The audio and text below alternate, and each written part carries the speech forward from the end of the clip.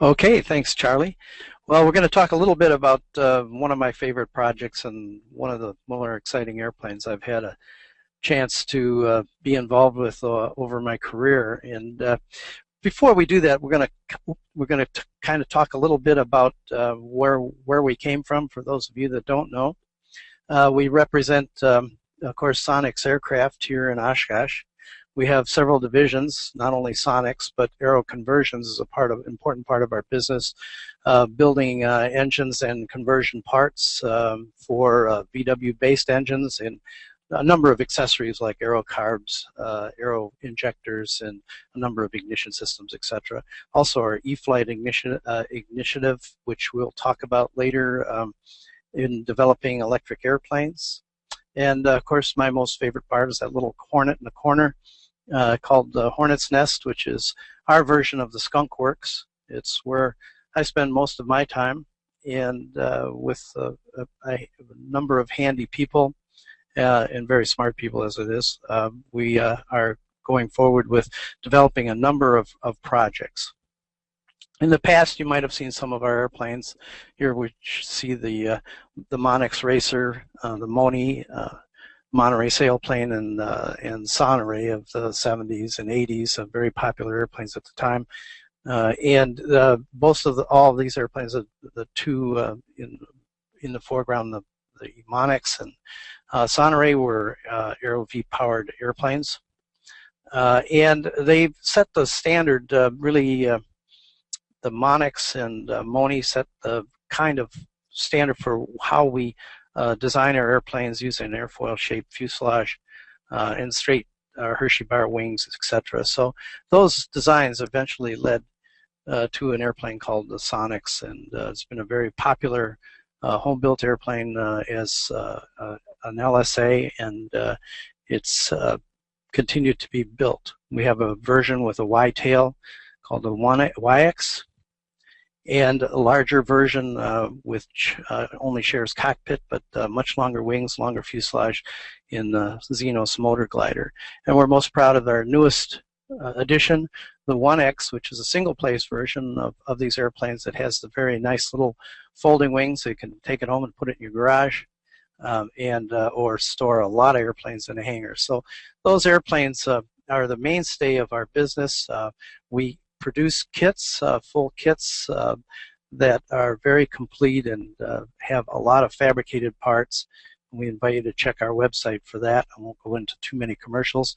Along with our Aero-V division, our Aero Conversions division, we have one of the most popular engine conversions or auto engine conversion motors, and that's the Aero-V engine, which, that type of engine I've been flying since 1970. So we have a lot of experience with our engines, and we fly them on our airframes. We're an unusual company in that we not only design airplanes, but we design engines and conversions for them, and we fly the airplanes and engine combinations.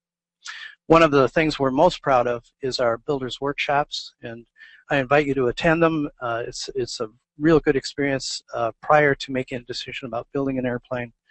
Learning about the techniques, learning how to read plans, etc., building a project that helps you along the way, so that really you don't have to call us on the phone too many times in a building project. And because of that, being at a workshop here in Oshkosh, we reward you with substantial discounts on the kits and parts. So it is in your favor to attend a workshop.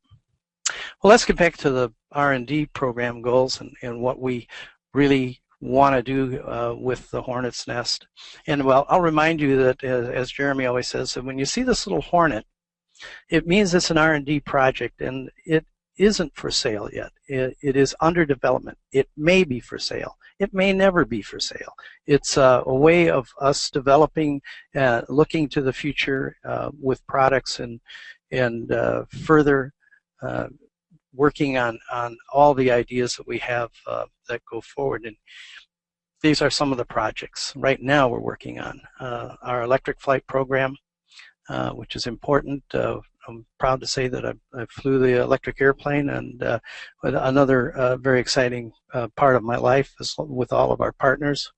We're working on a turbo version of the AeroV, which gives us a little bit more power and gives us altitude compensation, so we can go a lot faster at altitude.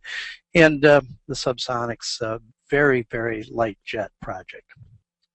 So let's look quickly at the electric project. This is the airplane. It's one of our stock YX airplanes.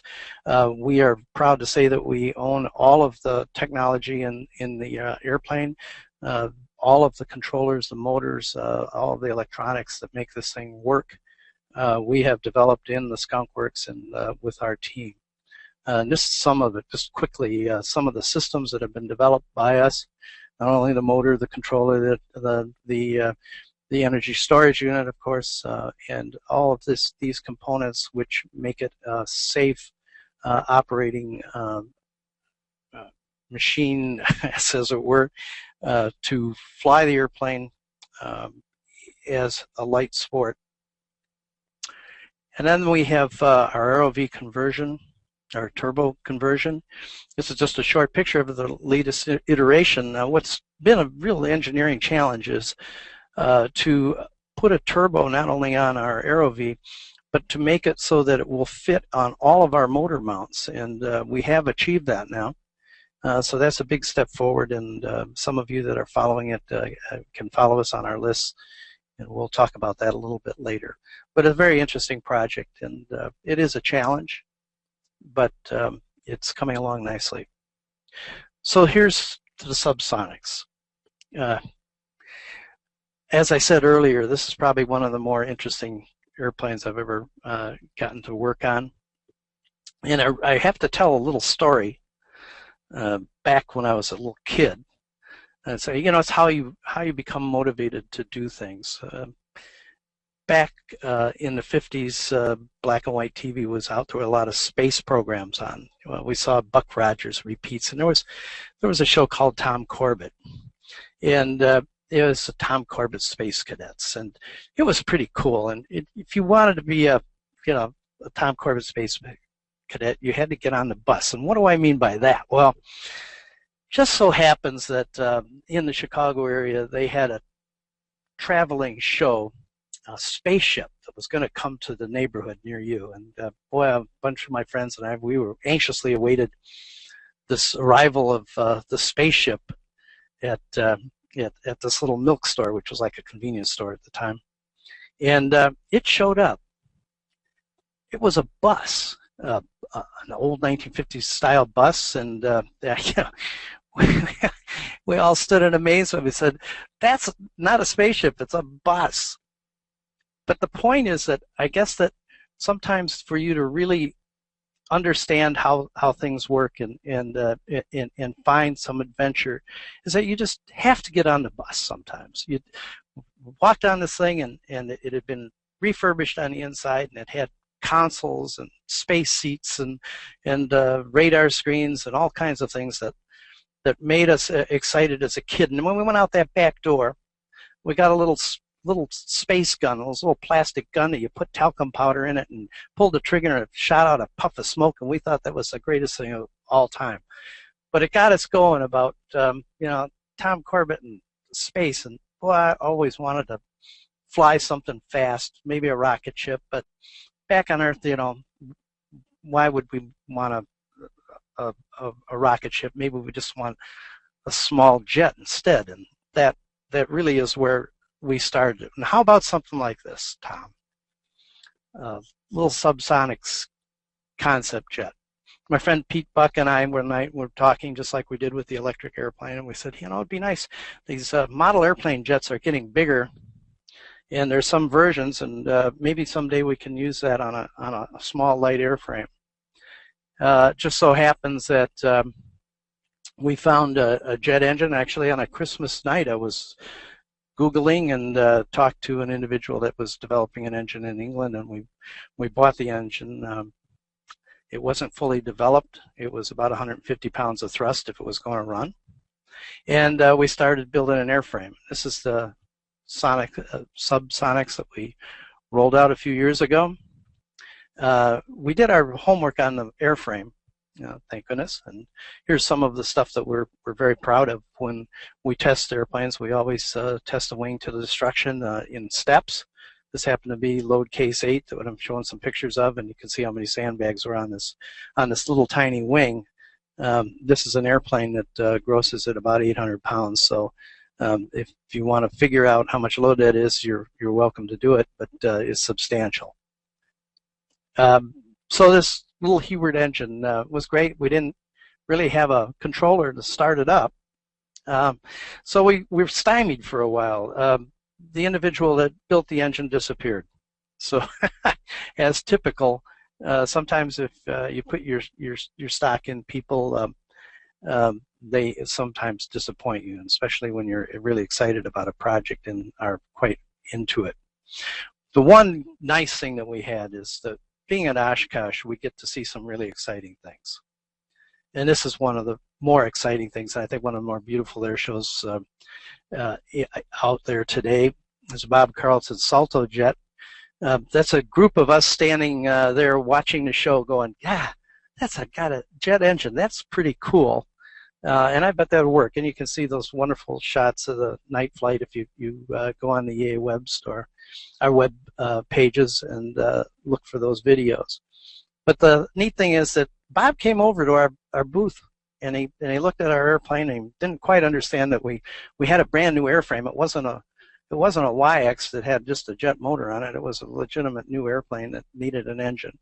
And he talked to us about this PBS engine, and we arranged to actually get one, and we converted the airplane over. Now you'll notice from this picture that the airplane has a single wheel gear with outriggers.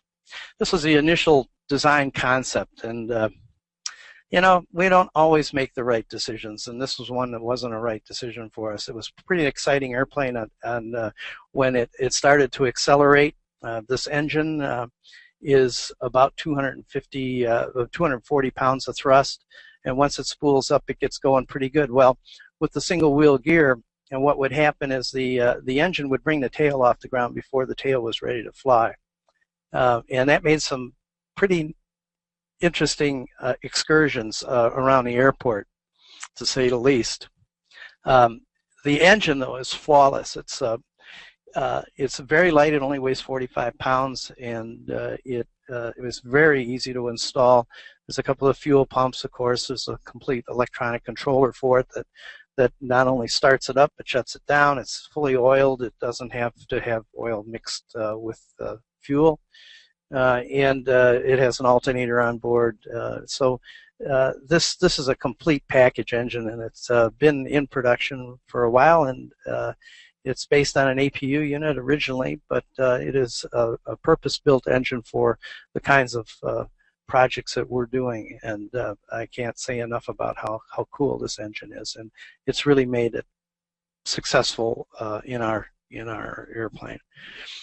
So when we finally figured out how to make the airplane fly right, of course that was putting a tricycle gear on it, and anybody that knows me for as long as they have know that I'm not a real tricycle gear fan, but it's totally appropriate for this design. The direct steering, and of course this is a fixed gear on this airplane just because we wanted to keep it dirt simple as a proof of concept prototype. So this is a down and dirty airplane, and it was built so that we could fly it. Its basic specifications are here. You can check our website and if you want to study them more. But it's 800 pounds gross. It carries 32 gallons of fuel, and it weighs about 400 pounds, 380 pounds, somewhere around there. The cockpit is really simple. We have I don't know if you can see my arrow, but there's a throttle system here. All we're looking at is percent of RPM on the gauge and EGT. Automatic startup once we go through a detent. We have an emergency shutdown switch here. So all we have to do is make sure the pumps are running. Everything is hot. It's a 24-volt system. Move the lever to the start position, and it starts up and comes to idle automatically. It's just so cool. It's very, very fun. The cockpit's semi-supine. We sit on the fuel tank. Basically, it's all the fuel is on the CG, so that our fuel burn affects the balance of the airplane very little, which is a really nice arrangement. Side stick, our simple dial a trim system, and yeah, we're ready to go. Well, Bob came out and was very, very supportive of this project. I've really appreciated his input into this, having this jet glider time, although he had to admit that this was the fastest airplane that he ever flew in this size. And he did come out and do the initial test flights. So I'm getting a little old, and you know, it takes me a little bit longer to warm up to an airplane like this anymore, and not knowing a lot about how we had a good idea what it was going to fly like, and it was really special that Bob came out and flew this airplane. It really got us off of square one and into the future with the airplane. So here he is after the first flight, and believe me, that was a real exciting day, and it was really fun to see all the EAA people here in Oshkosh coming out to see what the heck was flying around the airport. And so how does it fly? Well, Bob said it, like an airplane. And he's right. Not like a Cub, John? Now, well, to tell you the truth, and I'll talk a little bit more about flying it, but it flies more like a glider than a regular piston-powered prop airplane. You can check out the videos of the first flights as we go on. We're going to be posting more. We have a lot of that. Yes, we're proud of. There's 3 pilots that have flown the airplane and putting time on it. This is right after Bob had done the initial test flights. This is me flying it, and I can honestly say that this airplane is probably one of the most rock-steady, solid airframes that I've ever flown. It's just amazing. It flies absolutely hands-off. The first flight that I had in it was in the afternoon, and it was really bumpy out here. I know right after I took off, I'm going, what am I doing flying this little airplane for the first time? But I was just amazed how well it handled. And once we climb out and get out of the rough air, it's just absolutely smooth. I think the best way I can describe how it flies or what the sensation is like, it's like being in an airliner. The initial takeoff surge is just like you get when you're in a commercial airliner when they pour the cobs to it, and once you're in the air, it's absolutely smooth, and the sound is almost like sitting in the cabin of a jet airliner. It's very quiet, all the sounds going out behind you, and of course everybody knows I love to terrorize the neighborhood every once in a while, and this is certainly the machine to do that. In landing approaches and everything, it's amazing. We get it slowed down to 80 miles an hour, and we have, of course, flaps. They're very similar. This airplane is basically, the flight geometry is like a YX, but it's scaled down. So handling it in approaches are very, very. It's a very stable airplane and very predictable. The only difference is, like I said, and I've always recommended this over the years, that if you're going to be flying little airplanes, any airplane, get some glider time. It's a great teaching device, and you can learn a lot about how airplanes fly just from flying gliders that you won't learn in a powered airplane. And one of the things that you're going to do with this jet is you're going to manage the power and manage the energy. So that's pretty easy. You don't have to wind it up and like a prop airplane. You don't have to carry power. It glides really well because it's pretty clean. But you just maintain a speed, and it becomes very, very easy to fly and put down right where you need it. Some of the recent mods that we've made, of course, is to experiment with a retractable nose wheel to clean up the initial prototype, and that's important just from the standpoint of getting a little more ideas of what the airplane's doing. The airplane's flown over 240 miles an hour at altitude, so it does well with what it's got. And with our 32-gallon tank, obviously, if we're burning with full throttle, which doesn't happen, but if we burn at full throttle, we'll use up all that fuel in an hour. At reduced settings, once we go to altitude, and with the proper program, we can get some legs out of the airplane. Actually, Bob's flown it for an hour and 20 minutes at a time, come back with 20 gallons of fuel. So we've had some really good results from knowing how to fly it and go to altitude. We've had it up to 18,000 feet, and it does well. It could use a cabin heater, incidentally, and we are working on that. So the airplane, all in all, is just a ball to fly. Here's a retract lever, which is a simple mechanical one, and from there we're moving on. We've learned a lot about this airplane. We're going to be flying it some more. It's getting a modified nose cone right now, which is a little sleeker looking, and it again will help the basic performance evaluation for this again very rough prototype airplane. So what's next? Well, another prototype, and it's on its way. We call it the Little Hornet. And our design team's really involved. Of course, myself and Jeremy and our good buddy Brian Wathy, who has worked with us for years, is working part-time on this as he's getting out of school. So he's done a really good job of synthesizing all of the parts of the airplane. When we have Jeremy and I are diverted on other projects, the jet kind of takes the back seat, but it is necessary. So my hat's off to both Jeremy and Brian on doing a great job. So here's what it'll look like. The new airplane's got full retract gear. It's going to have a built-in ballistic chute, which is just behind the cockpit. Well, of course, the longer nose, the larger cockpit, and that's a wider at the instrument panel for. You don't have to have a lot of instruments in this airplane, but it does facilitate some of the larger glass panels. And a guy that's going to invest in an airplane like this is probably going to want all that good stuff. So the retract gear is here.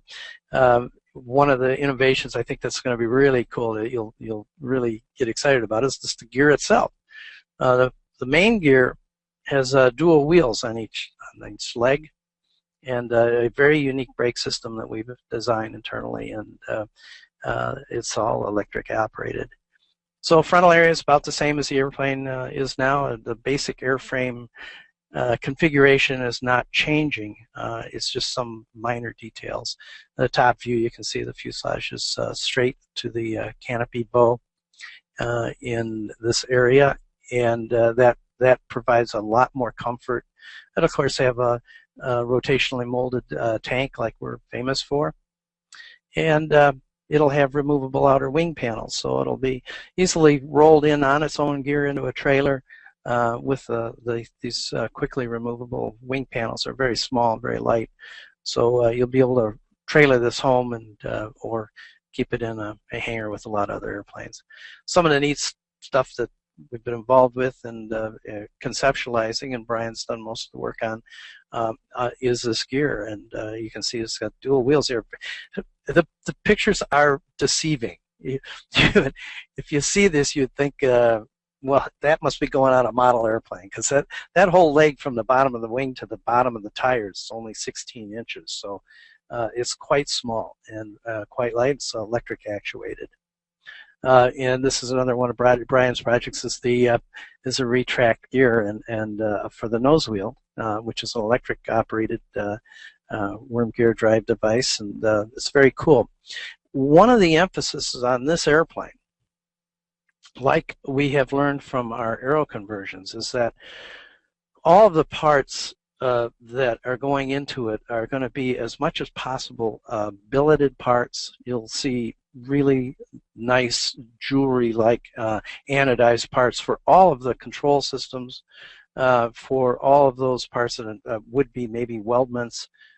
This airplane is going to be really unusual, and of course it'll all be match tooled, so it will go together very, very quickly. Keeping in mind that this will be a deluxe kit. This is not a entry-level airplane for the average builder. It's going to be one for a guy that has a little money. I think it's good to point out that even though it burns 32 gallons an hour, at present fuel costs, I can fly the airplane for an hour for the same cost it would if I went across the airport and rented an LSA for an hour. And I don't know, but putting around at 65 miles an hour or 265 miles an hour would be, the choice is pretty clear where I want to go. So what do you need to fly in an experimental amateur-built jet? You need at least a private pilot license and a current medical. You need some experience with jets because that is what's going to get you an LOA, a letter of authorization.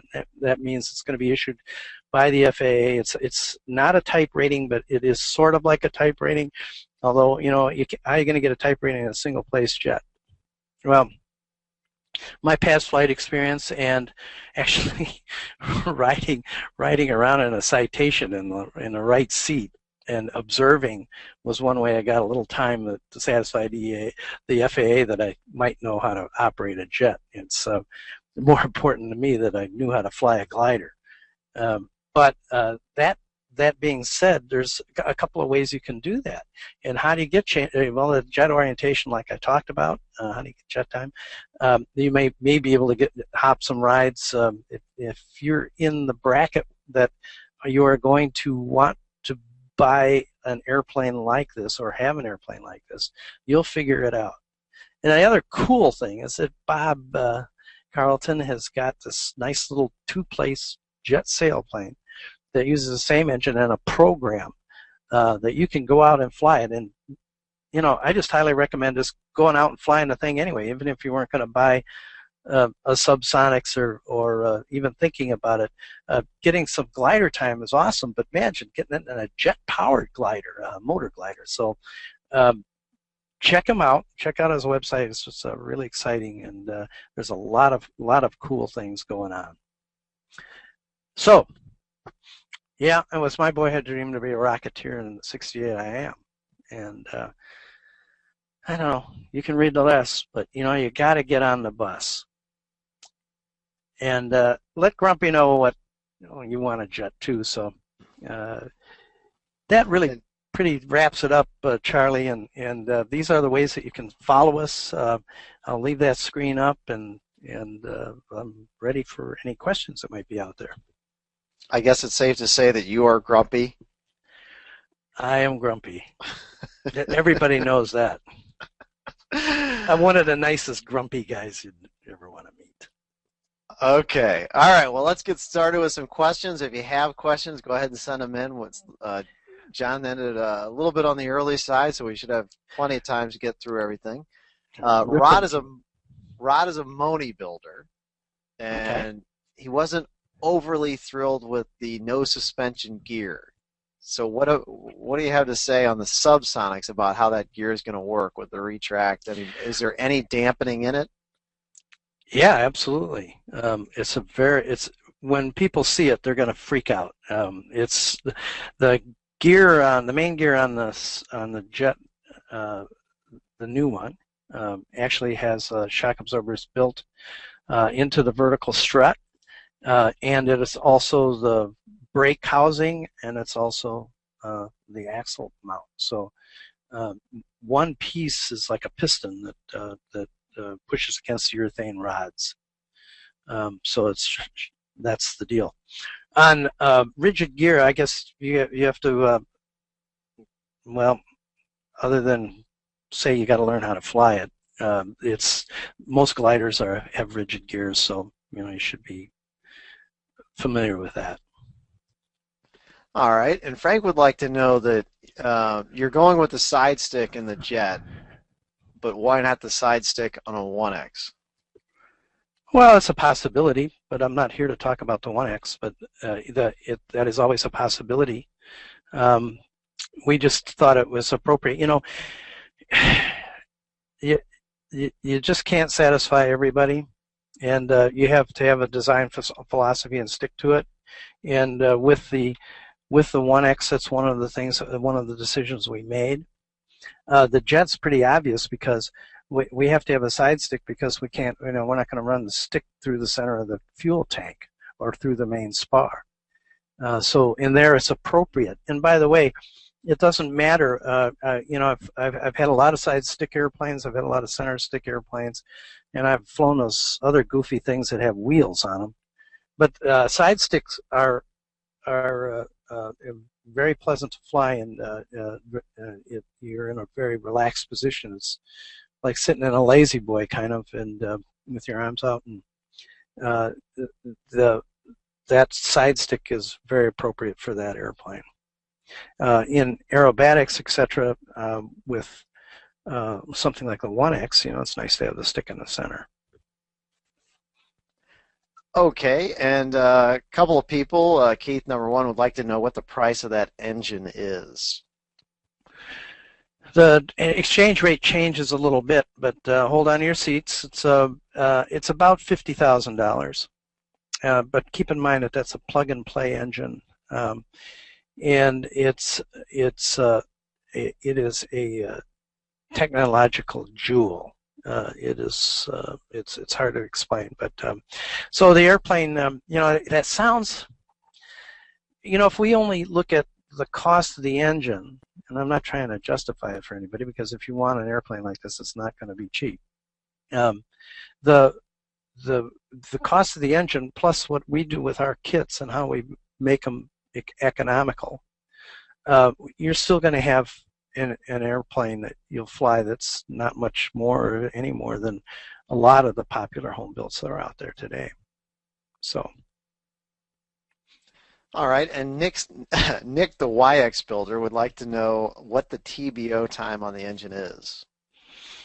TBO time we think is about 500 hours. I'm not quite sure, because I know I should know that, but we have one of the early engines, and they are certifying it for JR standards, etc. So that the engine, by the time we have our airframes out, the engines will see a substantial amount of time. And turbines are just about as trouble-free as anything you can get. Okay, and Todd would like to know, did you go to a new airfoil for this design? Surprisingly, no. We use 64 series airfoil. They've proven over the years, from the very Sonex 1 Racer on up to today, we've stuck with that. I know there's a lot of GA airfoils, etc. Remember, there are two things that we're trying to do here. One, we're trying to make an airplane that is relatively safe to fly. That's a jet. That lands very slowly, which it does, and can climb really well. It has a semi-symmetrical airfoil, so it'll be really good for aerobatics like all of our other airplanes. And that's just a really good choice for it. It's a 15% section, so it is a little on the thick side for a jet, but really at the speeds that we're seeing and the kind of performance we're looking at, I think it's an ideal choice. Okay, and on a semi-related note, Todd has a couple of questions. What is the stall speed and rotation speed, and what is the design VNE? The design VNE is 298. The rotational speed is just about 80 miles an hour, and that's when the tail really wants to fly to get the nose off. And landing speed, as we're touching down, we're doing less than 50 miles an hour. What blew me away, John, was when you had the original airframe sitting there, and I think you said the airframe, and this was without the engine, I believe, weighed at like 200. It was under the ultralight weight. Yeah. Well, it's, there's not much to it. We use our famous Sonex Unispar extrusion for the wings, which is a very efficient spar section.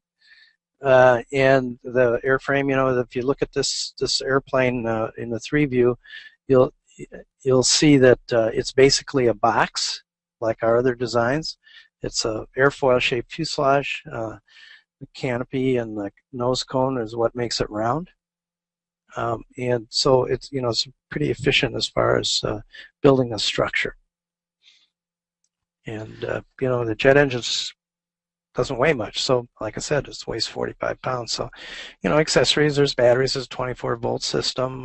The ballistic chute we're adding, which will be a nice feature, but then we don't have to wear a chute. And believe me, in a little airplane like this, it's not easy to get in and out of.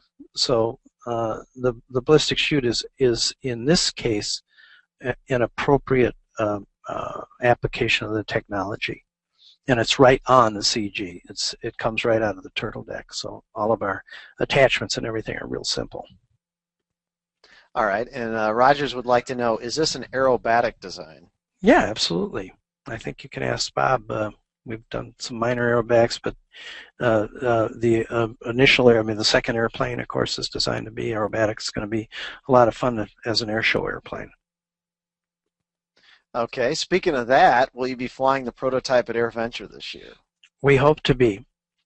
If the powers to be at EAA will allow it, that'll be something we'll do. As you know, and I'm talking over Charlie here. He has nothing to do with this, but the air show is getting harder and harder, and I do mean air show. It's getting harder and harder for home-built demonstrations or LSA demonstrations or anything like that. So we'll see if there's a spot for us. If they're excited about it, then maybe we'll get a chance to fly it. I hope so.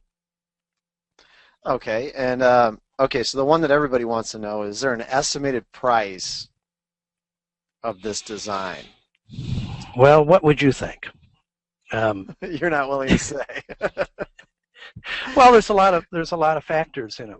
We have a target, yes, and it with the way that this airplane is going to be built, it'll even exceed what we've done with the 1X, for instance, as far as the ease of construction and the prefabricated parts and structures. It'll still be a home built. You'll have to put it together, but it's going to go very fast.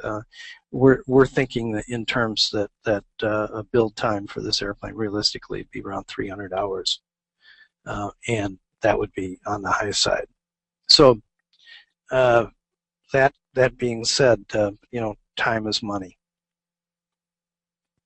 Having said that, John, I mean, can you talk a little bit about just it is standard Sonex construction, but for those that are not familiar with that, could you just spend a minute or two on that?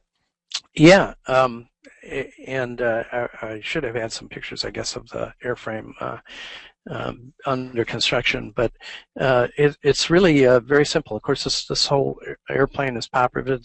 The later jets, the second prototype, will be all flush pop riveted, which makes it real easy to build, and that serviced us for a great number of years already as far as construction goes.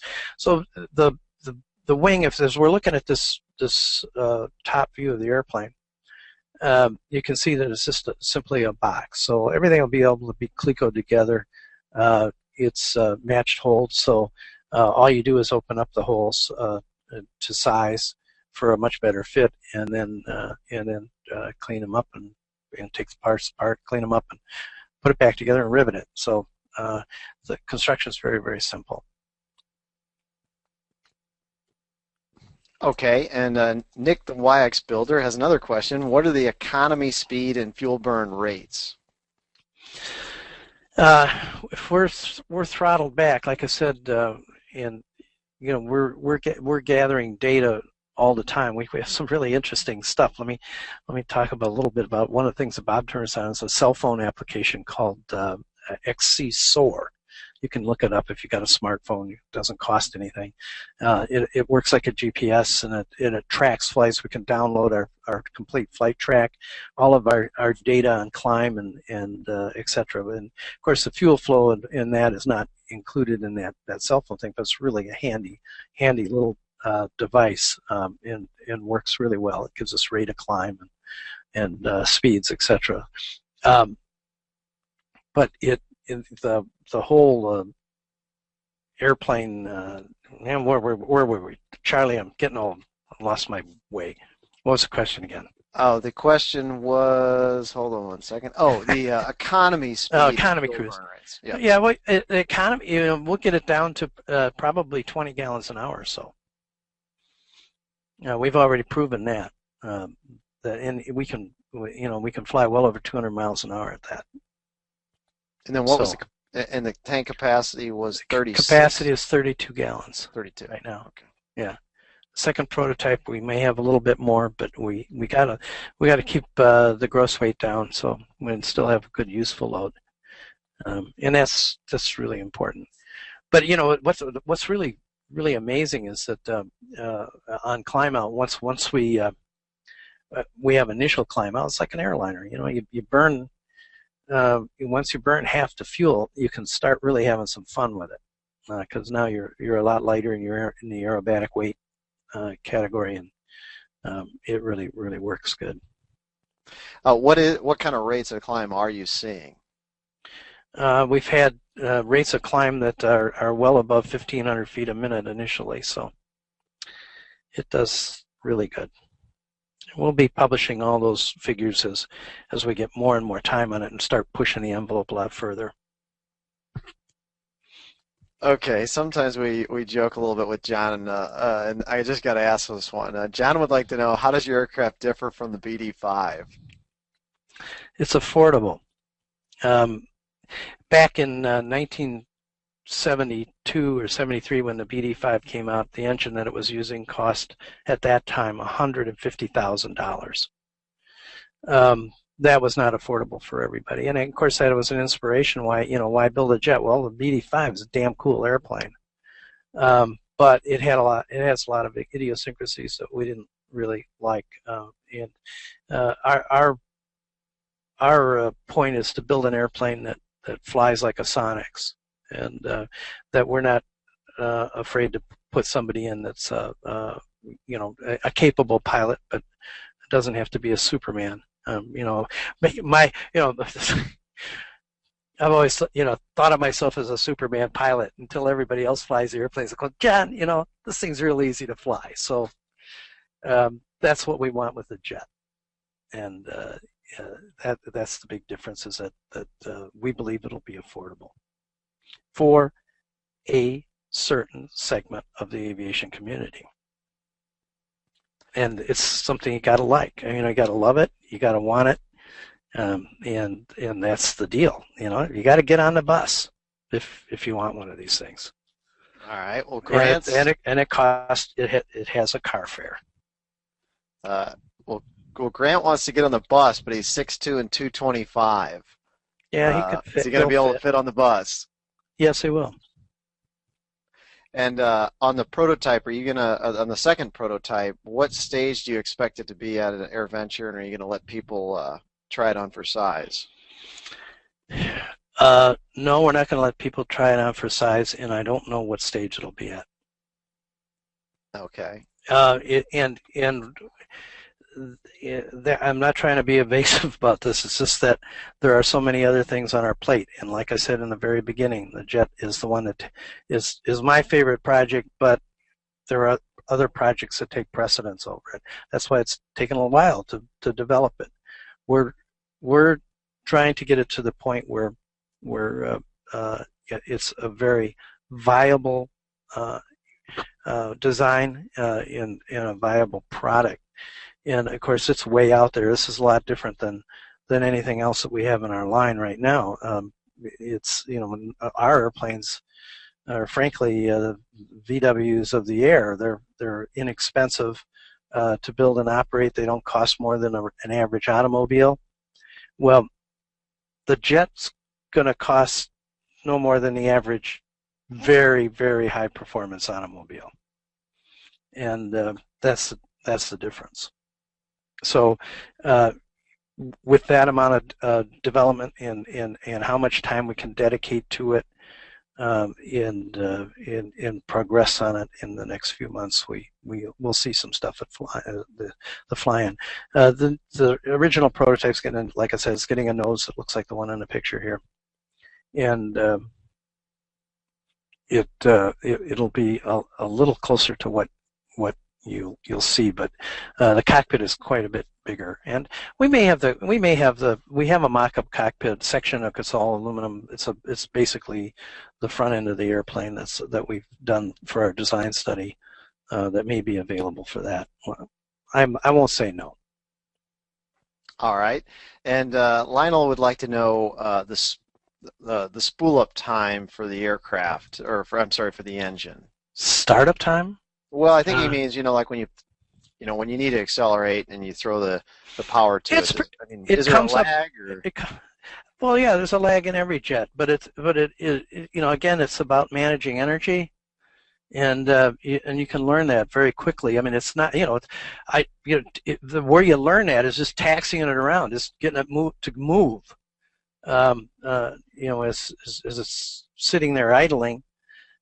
Remember, at idle, it still has, I don't know, 25 or 30 pounds of thrust. But as you increase the throttle, it's just very easy to manage. Not a big deal. If you're stupid enough to get in a position where you have to have the thing spooled up immediately, you're way behind the picture already. All right, and Morris would like to know if you'll be accepting expressions of interest from experienced jet pilots and home builders who are interested in being early builders / beta testers. Yes. Where do they sign up? In fact, here's the thing about our airplanes. We've looked at all of our airplanes, and 1X is a perfect example. So we know what we're building. We know what it's going to be like, and until it's tested, we're not going to release it. But we have a market for it, and the important thing about Sonex is that it stays in business. So this is after all an enterprise, and we want to go in certain directions. There have been a lot of debate within the company about the viability of the jet. Of course, where I stand, Charlie, and I'm on the side of, we got to build this thing. It's just too freaking cool not to. And people that want it, have to, or we would appreciate if they express that to us in some way. And I mean serious. I mean, I want it, but if you have the resources, then we'll be happy to entertain your thoughts about it, because it's again, it's going to be over $100,000. It won't be much over that, but that's as close as I can tell you. And if that is too much, well then maybe you can develop your own. All right, and Dave would like to know, are the controls fully mass balanced? Yes. Okay, and let's see, Brandon would like to know, does it have the fighter jet feel? Well, Brandon, I wish I could tell you that, but I've never flown a fighter. I tell you, I've flown some pretty interesting airplanes, and Monnett being at the top of the list.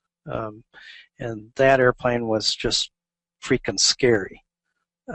This airplane is it's not scary. It's very benign, and it's awesome, but we're going to have some jet pilots fly it. Roger Canner, who does our spin testing and all kinds of stuff for us, is a contract pilot and flies F-16s and unusual attitudes for the military. Is going to be flying it too. But I think Bob Carlton and I agree that this thing's a lot of fun to fly, and all of our airplanes fly like little fighters. I think I have flown 51s and T-28s and some other airplanes which are boring compared to the airplanes we fly. All right, and Rudolph would like to know who makes the engine and what is the thrust? It's PBS, and if I can go back to the slide, I don't know if I can get you back there. You want to zoom through this really quickly? Let's do this. Try not to crash the audio. Okay, I'll try not to. I'll show you the engine.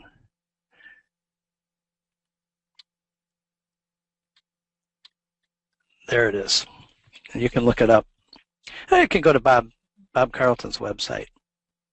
And the engine is, they make several little variations of it. This one's been pumped up a bit. It's about 240 pounds of thrust.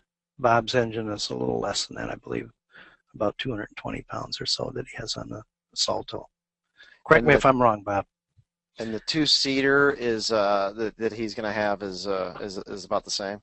Yes, the same engine, but you remember it's a glider, so it doesn't. It's a really cool airplane. Okay. All right, and just I know people like to know we had about 220 people with us tonight for this one, and then Lionel would like to know why not the folding wings like on the 1X? Why the removable panels?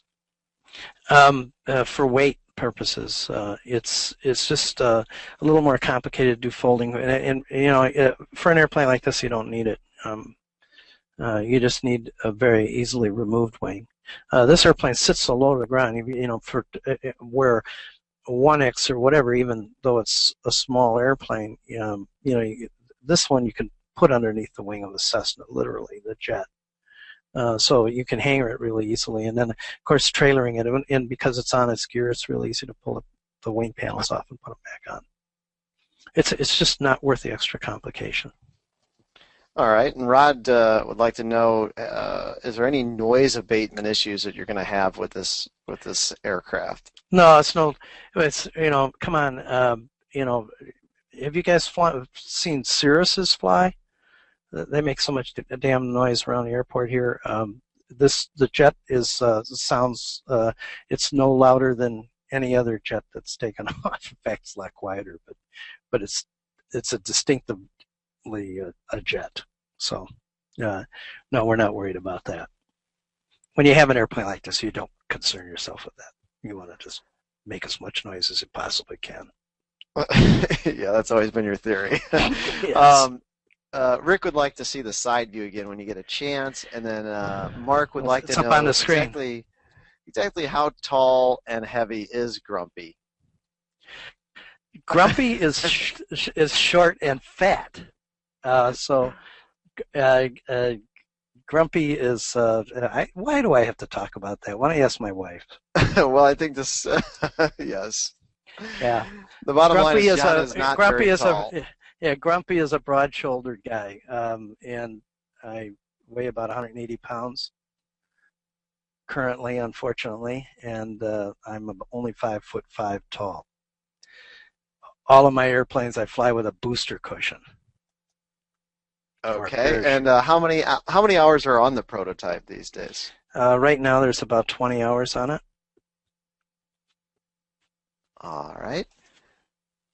And we haven't been flying it in the winter because, frankly, no it's even in the warm days when you go to 12,000 feet without a heater, it's cold.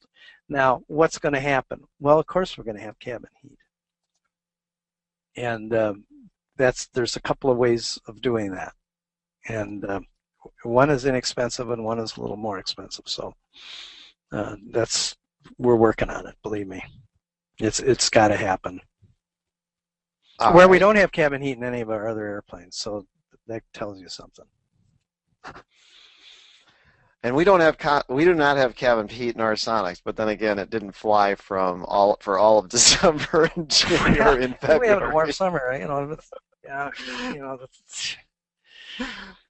Okay, Larry would like to know what are the design G load limits. It's a 6G airplane. 6G is positive, negative with 3G is negative, and with a safety factor in there. So it's a standard aerobatic category airplane. All right, and would this engine require a hot section inspection? Um, what's what's really cool about it's so small that when it needs service, it just goes in a box and it gets air freighted back to the Czech Republic and gets rebuilt. And it's just a real simple thing to inspect the engine. All right. Um, You do have to change the oil once in a while. okay. And John would like to know, is it difficult to get it slowed down, and did you give any thought to having speed brakes or spoilers or anything of that nature? We got it, but with the fixed gear and of course with the gear down on a standard airplane, that was a concern initially, but after flying the airplane, it's not a problem. Again, it's managing speed. If you're, and it's just let it slow down. With your descent, you fly this airplane a lot different than a prop airplane, and like I said, it's like flying a glider. You pick your speed, and you keep it at that, which isn't hard.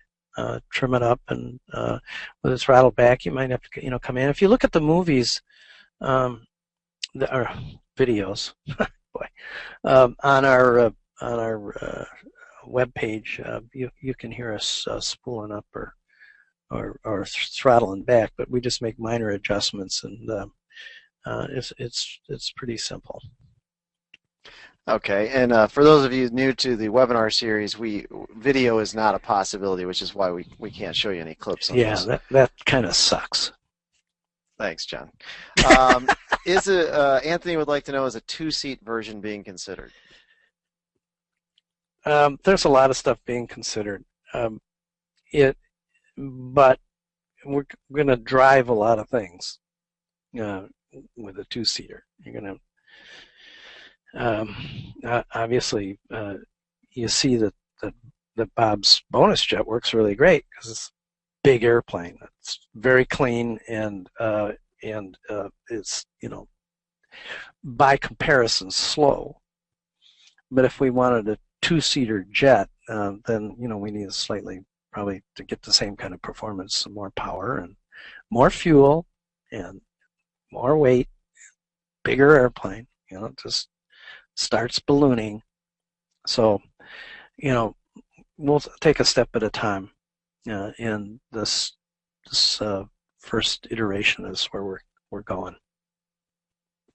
Okay, and Chris would like to know if the prototype currently has an operational retractable nose gear. Yes, it does. That's the one I showed in the picture. So and you have some flights on that one, correct? Oh yeah, absolutely. Okay, and Daniel would like to know if there's a full power time limit on the engine.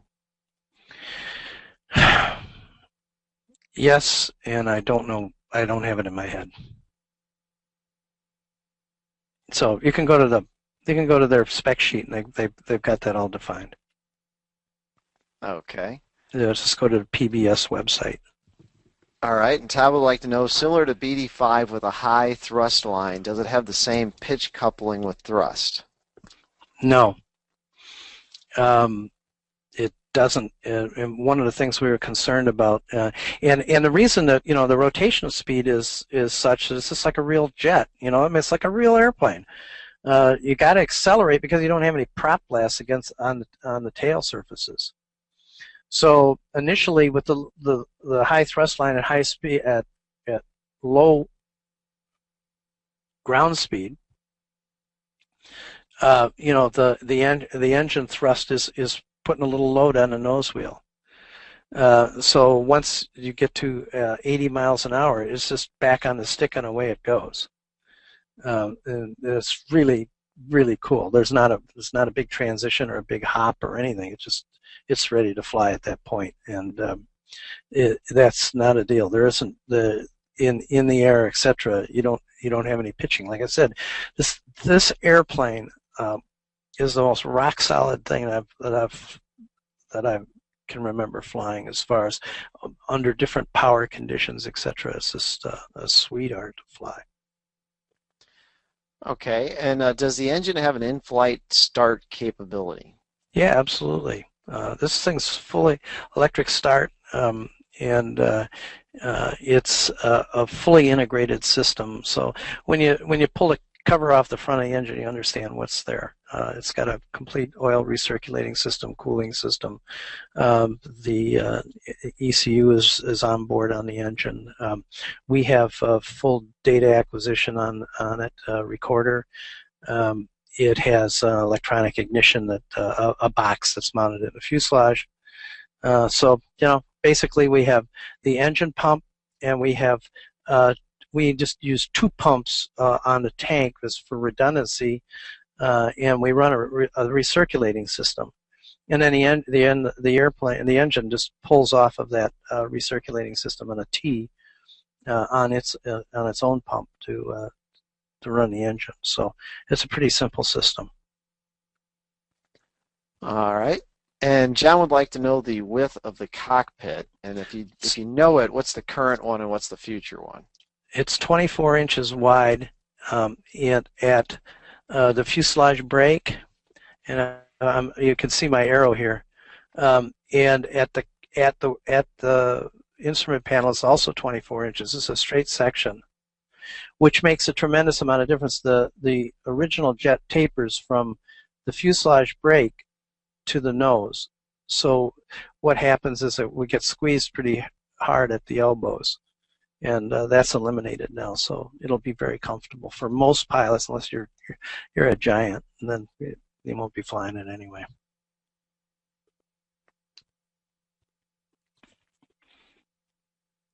Any others, Charlie? Oh, sorry, I had the mute on. Uh, what is the anticipated Dead range air. with a Hmm? 30-minute reserve? I'm sorry?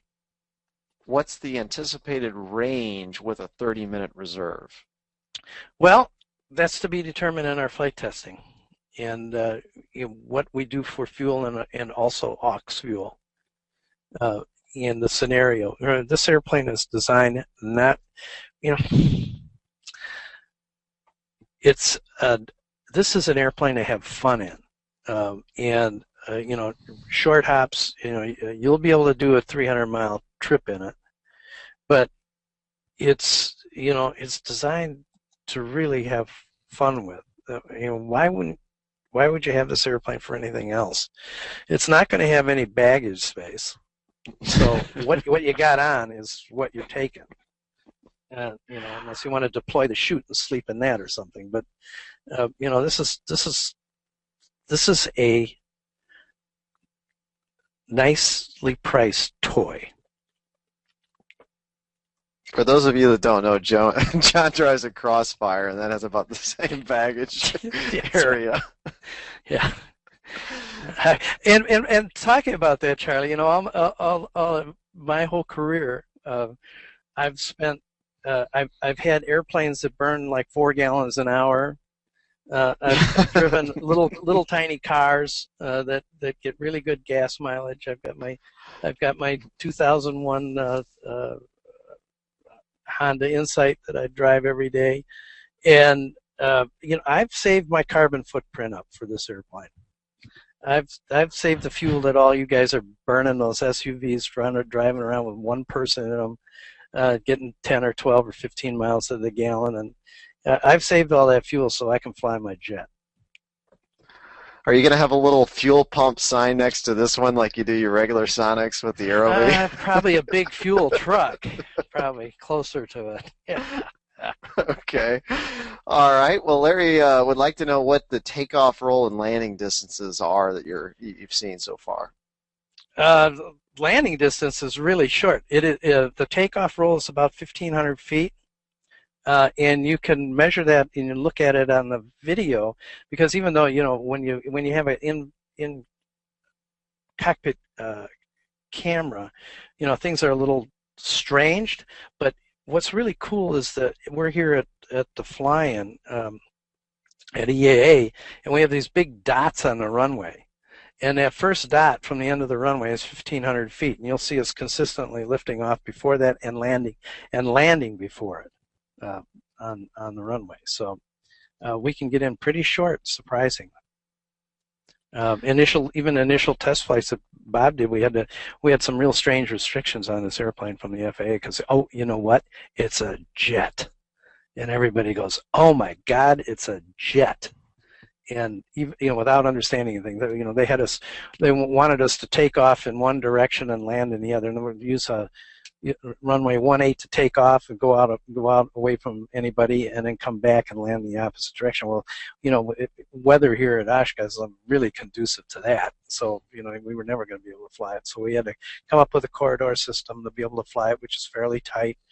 And initially, we had to do 5 takeoffs and landings, before we could get out of that restriction. And Bob made those very easily stop and go landings, not touch and goes, I should say, full stop landings, but full stop on the runway, takeoff, and repeat it. So he got the flights on very quickly and in very smart order. Okay, and relating to that, Andre had a follow-up question.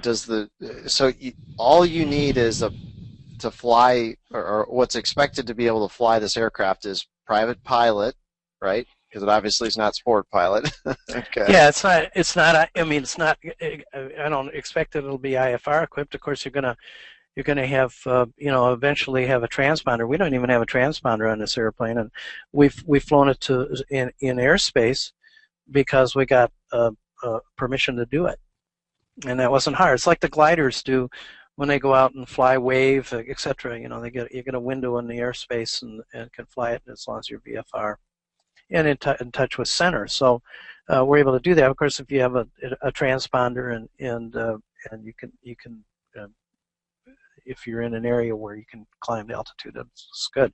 And the reason you're going to want to climb the altitude is for cross country if you're going to do it. Mm-hmm. But besides the private license, then most likely you're going to have a letter of authorization. Got to have a letter. Now let me go to that slide again. Well, if I can. It's not worth going back there. But okay. It's got to have something. Usually you have to prove that you're a competent pilot. And to fly a single place airplane, of course, that's kind of hard. And of course, you're not going to, if you're lucky enough to have some L39 time or something like that, I mean, then it's not an issue. You'll get an LOA real easily. You didn't have any of that. I didn't have any of that. I'm a private pilot with a glider rating and a seaplane rating. I mean, I never cared to do anything other than that, and I didn't care to fly instruments. It's absolutely no fun at all to me. So we were able to get the authorization to fly the airplane, and it wasn't all that difficult, but there's sometimes things are, and it depends on where you are and how well you know the FAA around you, and again, your experience. So, if you're just a brand new private pilot and you haven't flown a lot of home builts, I've flown a lot of high performance airplanes, albeit small airplanes, so that counted for something. Mm-hmm. And having a glider rating counted for something, and then they just had to convince them that, I know how to turn this thing on and shut it off. What else is there? So, but realistically, probably what I envision happening is that probably Bob's 2-seat jet would be the most likely way that you're going to have to get some time. I think it's going to be. We've talked about it, and I hope Bob's listening, and and the phone's ringing off the wall. But that's the deal is this is the best chance you have to get actual jet time, and in managing it. And he's got a full program for that transitioning, and that's really really cool. Okay, and Dave would like to know what kind of trim system do you have on the jet? The trim system is our dial-a-trim system that we use on all of our other airplanes. It's basically a jack screw that runs a bungee system, and we have that because we have a V tail or Y tail. We do have a small rudder on the airplane, so that allows us to trim the airplane very, very easily when we come up with flaps and everything. If we had a regular trim tab system, we'd have to have trim tabs on both surfaces, and that gets really complicated. by using a bungee system. It also is great at low speed. And that's what a lot of guys forget about is that, oh, well, and we can do it with tabs. Well, the slower you go, the less effect a tab has. So when you pull flaps, you don't, and the airplane might want to pitch, and I'm talking about airplanes in general. If they want to pitch over, then you got to manually pull half stick. If you have a bungee system, it's doing it for you. So it's really easy to trim the airplane. All right. And is there any chance that the retractable gear systems you're developing would make their way into other kits? Well, there's always a possibility. I mean, the brake system that we're coming up with is pretty cool, but I haven't even thought that far down the road yet. There's a lot to do, but would we make a retractable Sonex or something like that? I don't know. I can't say never, but certainly not going to happen in the near future. Okay, and when you made your high altitude flights, what did you use for oxygen, and is there much room for any sort of oxygen system? Yeah, there's room for an oxygen system if it's built in, but we have a portable system we used.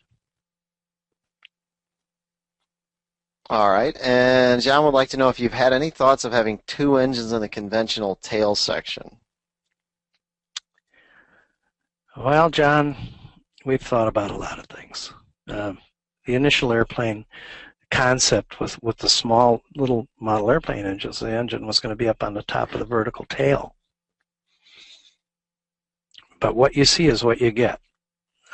What we got now is a really good configuration, and the reason we don't bury the engine, that wouldn't be hard to do. It's like on a BD5. I guess it wouldn't be hard to do, but why? The engine breathes really well where it is. It's pretty low drag, and it's so easy to maintain. And there's 3 bolts, and it's off. If you ever see Bob put his Salto away, he just pulls the engine off and put it in the trailer. So it's really good from a maintenance standpoint, from an operational standpoint, to have that engine sitting where it is. All right, and John, do you have anything else in the R&D area that you're willing to talk about for AirVenture? No. All right. Let's say that it's a smorgasbord, and we've got a lot of things going. And one of the the way things work is that they ratchet. We ratchet things.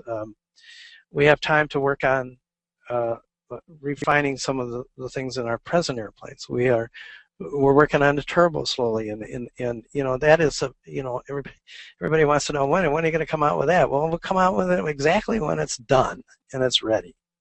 That's just it's something you can't predict. I mean, there are things that happen on a day-to-day basis that you don't expect when you're on a learning curve with something and trying to make it universal. So, with the turbo, with the electric airplane, with the jet, with the 1X and maybe whatever is next, those things will all blend together. And keep in mind that we're a very, very small company.